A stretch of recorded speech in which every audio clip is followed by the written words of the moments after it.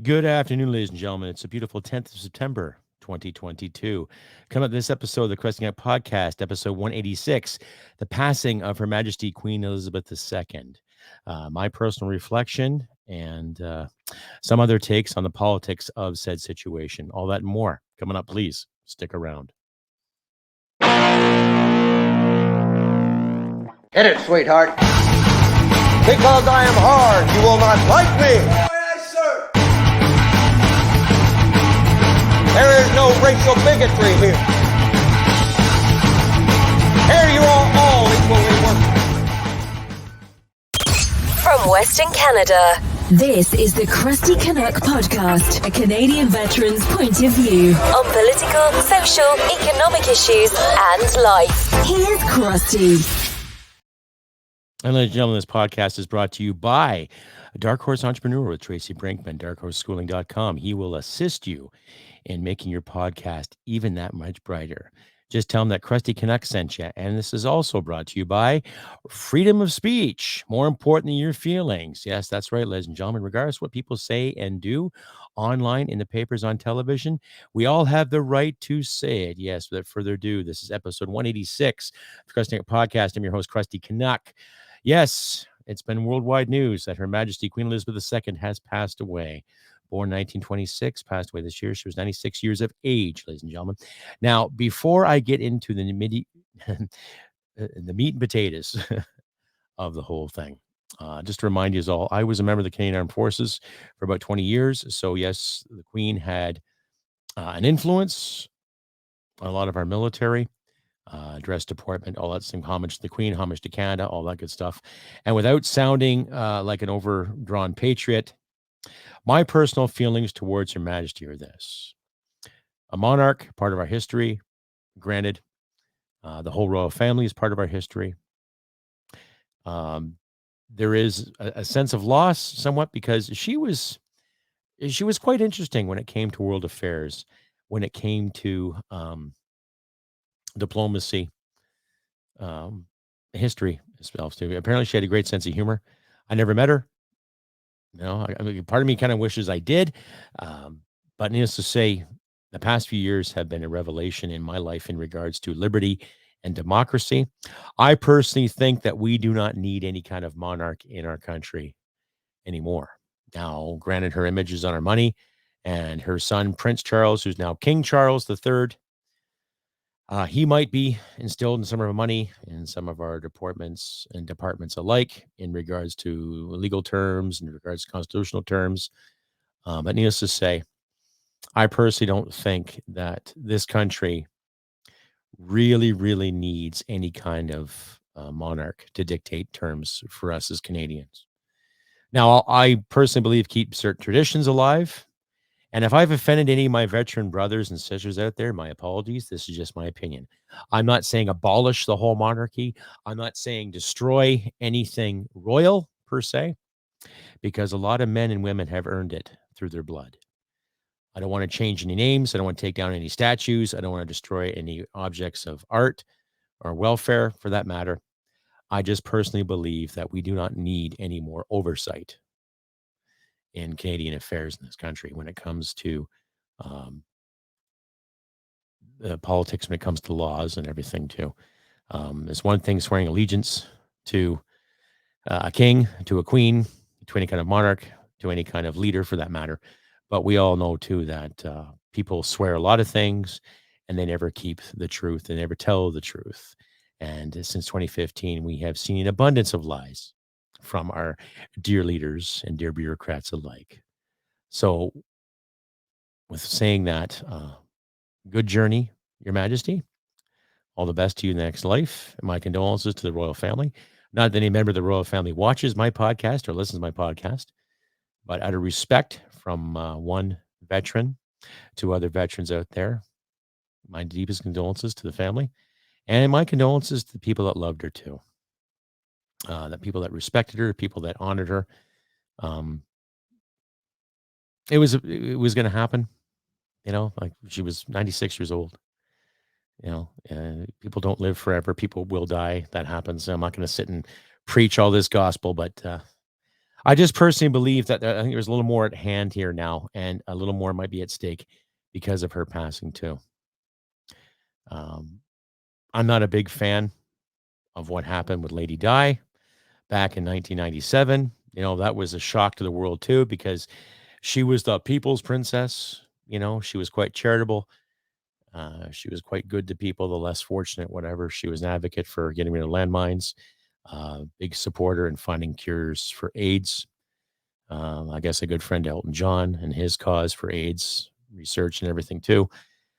But who knows? I'm not going to sit and talk conspiracies about her, or I'm not going to talk conspiracies about this. But I have seen a lot of crap online in regards to saying, ding dong, the witch is dead, good riddance, whatever. And, ladies and gentlemen, you're entitled to your opinion when it comes to that. I encourage that. I encourage people to speak their minds regardless. And I'm not going to stifle your free speech. I'm not going to stifle anything you have to say about this or about that. By all means, I encourage the dialogue, and I encourage people to get there and speak their minds to the best of their effing ability. Okay. But my personal affiliation with that is on our cap badge when we serve the military. You look at any police officer's uniform in this country, you'll see a crown on it. Any government office, there's always a crown someplace in homage to Her Majesty. And that's fine. I'm not going to lose any sleep over that. Like I said, my personal opinion is this: we don't need a monarchy governing us. But out of respect and tradition, yes, let's keep it. Fine. But when it comes to anything to do with our people, everybody that lives in Canada, it's good that we still have that stretch where we can do it without worrying about who owns what land or who owns this. Let's work together to find a common ground and a common goal.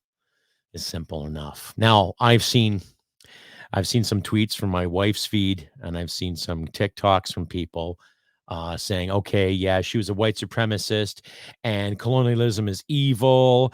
And she just did this and she did that. Oh my God, colonialism, colonialism, colonialism, colonialism. Oh my God, colonialism. And it seems like everybody has their own point of view towards colonialism. Yet they forget that North America and South America was colonized. Think about that. Stay updated and follow Crusty Canuck on Facebook, Twitter, Gab, Telegram, YouTube, and Podbean. Subscribe today and donate at crustycanuck.ca. You can go on and on and on about the monarchy who did this and the monarchy that did that, and this king did this and the queen did this and the prince did that. And to anybody out there who's actually studied Canadian history to a certain degree, to a certain length, I don't care if you got a degree or not. Okay. Canada was originally founded. Now, you want to get technical. Canada was originally founded by the Vikings. Oh, shit. They landed on Newfoundland. And apparently, from what I remember from my lessons, they were around for a good 100 years before they were at odds with the Biotics. And the Biotics were, I think, Newfoundland's first indigenous peoples. Okay. So when it comes to colonialism, okay, you might as well blame the French because they came shortly thereafter. They had some discoverers who came in, Jacques Cartier, John Cabot, who was an Italian who was actually, I think, commissioned by the king at that time to discover things, to look around, right? Samuel de Champlain. A lot of French explorers came to a place called New France, which is now known as Quebec, right? So there's French colonialism there. And the Spanish at that time were discovering the southern United States and Mexico and California and North Dakota, New Mexico, that area, right? So to sum it all up, I'm not going to sit and try to give everyone a geography and history lesson here too. But when you look at North America from the years of 1492, okay, when Columbus first discovered America, okay, how many waves of European countries came thereafter to discover South America, parts of North America, Central America, the West Indies, which are now the Caribbean islands, right? Back and forth, the colonies of British, colonies of French, colonies of Spanish, colonies of Portuguese, colonies of Dutch and Belgians alike, Europeans galore, explorers galore, okay? So when people sit and complain about colonialism, it's all of our history. It is. And it doesn't matter if you're First Nations, doesn't matter if you're white, doesn't matter if you're Asian, doesn't matter if you're from Pakistan, doesn't matter if you're from India, doesn't matter if you're from Uganda, Jamaica, wherever you're living, it doesn't matter. Colonialism has affected the whole world. One way or the other, one country was discovered, another was destroyed, another was conquered, another was destroyed. It's human nature, back and forth, back and forth. And I'm so sick and tired of the finger wagging about colonialism. Okay. Because let's say the French and English, let's say they never fought. Let's say there was no war. How would North America look then? Because there are lots of French explorers that came and did trade and commerce with First Nations, fought other First Nations back and forth, fur trades galore. Let's say the French didn't fight the British. What would happen? Would North America be what it is now? Or would North America be predominantly French? What if the French and Spanish fought in those years, like the English and French fought? Would North America be predominantly Spanish or French with minimal English? Different perspectives. So when you look at world history, don't be so quick to jump down the royal family's face and get in their faces because of colonialism. History happened. We have to learn from it. We can't pick and choose and destroy it because someone's offended in this classroom, or somebody of this origin is pissed off, or somebody of that origin is pissed off, or someone of this gender identity with a wooden leg and a false eye is pissed off. It doesn't matter. It happened. So when people keep wagging their fingers and shaking their heads over colonialism, if you didn't have it, where do you think North America would be right now? Where do you think South America would be right now? What if the tables were turned? What if the English Empire went broke like the Spanish Empire? Would the Spanish Empire have been as successful as the English Empire or the French Empire for that matter? Right? If you want to blame colonialism and empire building, go back to the days of the Roman Empire. Blame the Romans, right? Well, they don't live anymore. Romans are now Italian, some are German. How they branched off in history, how things moved around, how borders moved here and borders moved there. So these young kids out there, they're shaking their heads and wagging their fingers, and all the Whoopi Goldbergs and all the virtue signalers out there on The View and other TV shows, condemning Her Majesty. For 70 years, she served and she worked. Now, I'm not saying she was out in the fields harvesting grain and milking cattle and slaughtering beef and making sure there was food on the table for the less fortunate, but she made an appearance and she had a lot of charitable organizations to help people, right? And it's sad that she's gone, but who knows what's going to be in store for the royal family as we speak. Will King Charles step up to the plate and do something wonderful?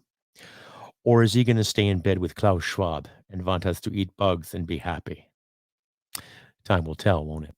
Stay updated and follow Crusty Canuck on Facebook, Twitter, Gab, Telegram, YouTube, and Podbean. Subscribe today and donate at crustycanuck.ca.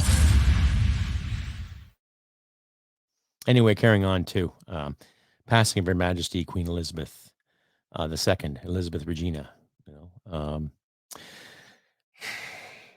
It's tough.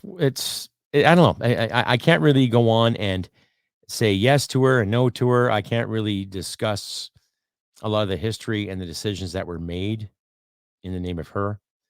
But there were a lot of decisions that were made in the name of other politicians and other figureheads that were stupid. Some were good. But if it wasn't for the influence of the British royal family, where would Canada be? To my fellow Canadians out there, and to my American listeners and my British listeners alike too, where would a country like Canada be if it wasn't for Britain? Would it be a French colony still? Would it be France's new little brother? Like, as I mentioned earlier, if Europeans didn't explore North America, what would have happened? If Europeans didn't explore South America, what would have happened? Right? Would Canada become like some kind of great native plateau, same as South America?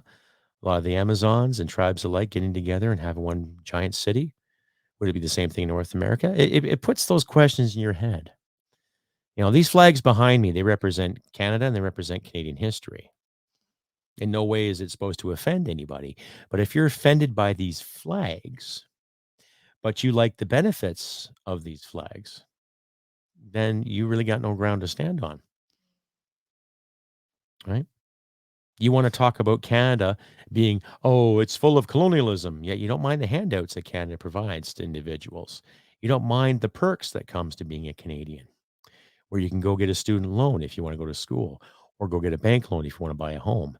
Now, because of inflation, I wouldn't recommend the above mentioned, but the opportunity is there for all colors and creeds in this country, ladies and gentlemen, all sexes, and yes, of course, all identities, however you may identify or how you feel on a Monday compared to a Sunday. But the opportunities are there. And a lot of these benefits came from suggestions of members of the royal family and people affiliated with the royal family too. Now, do I believe that our tax dollars should go to the royal family? No, I don't believe that. Do I believe that any royal dignitary visiting this country should be paid for and looked after? No, they should come out of their pocket. That's just my belief. Okay.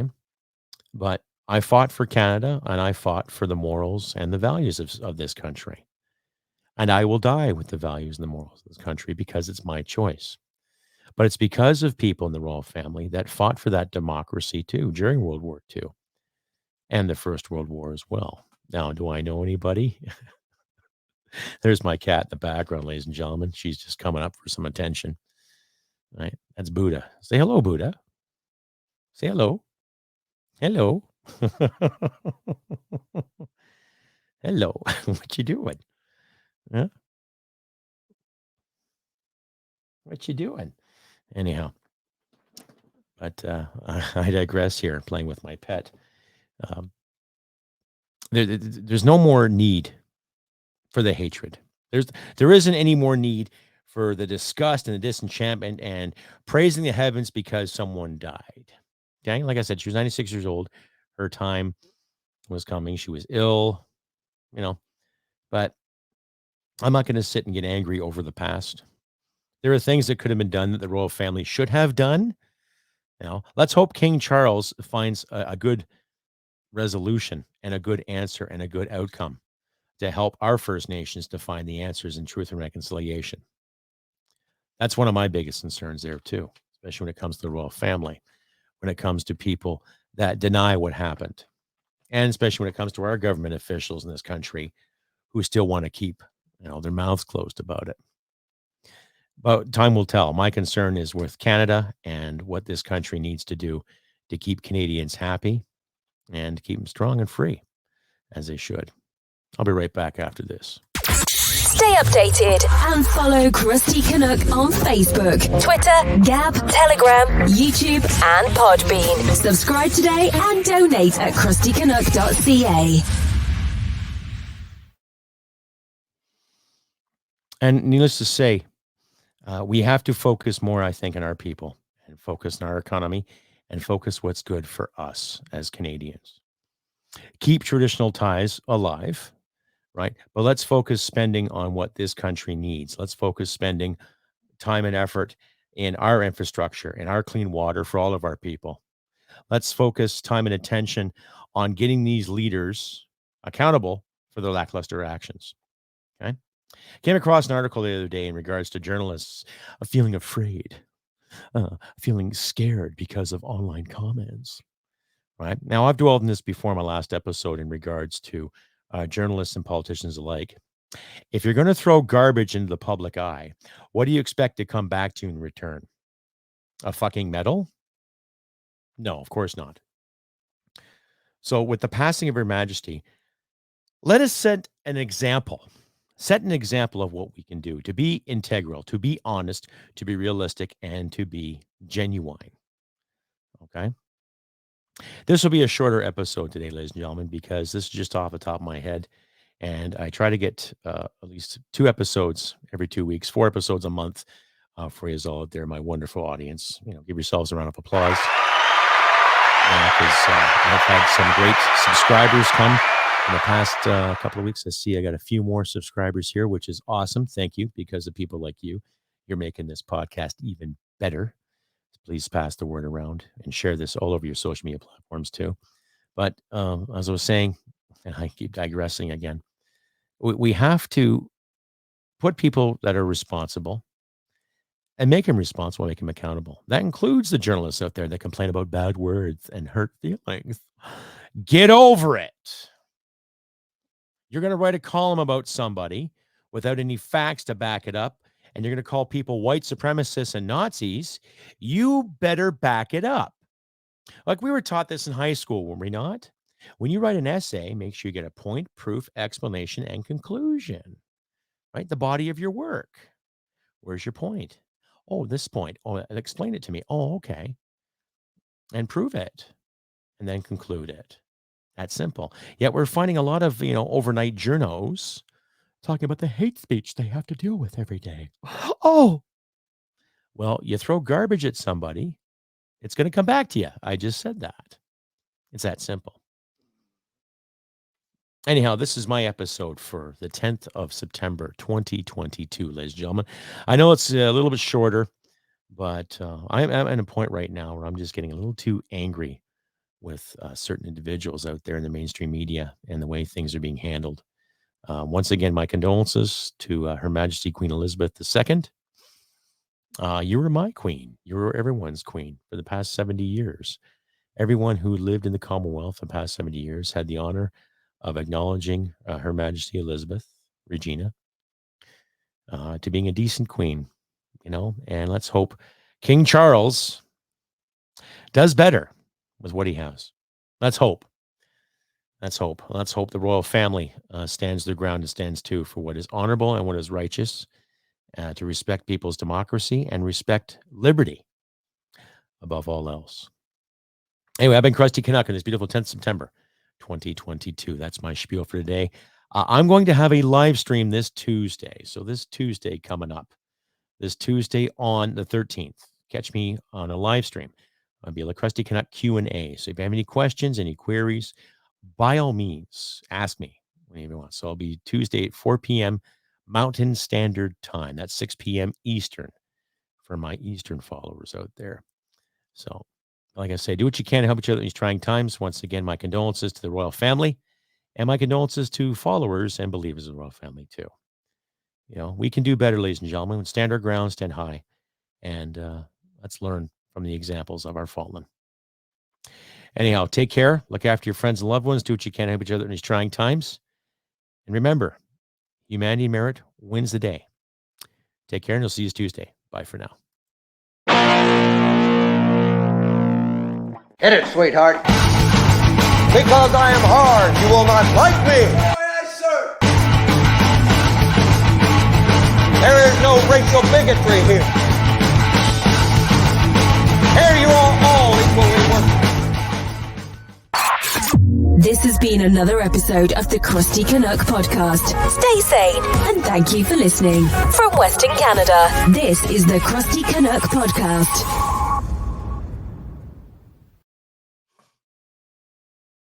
Well, smack my ass and call me Judy.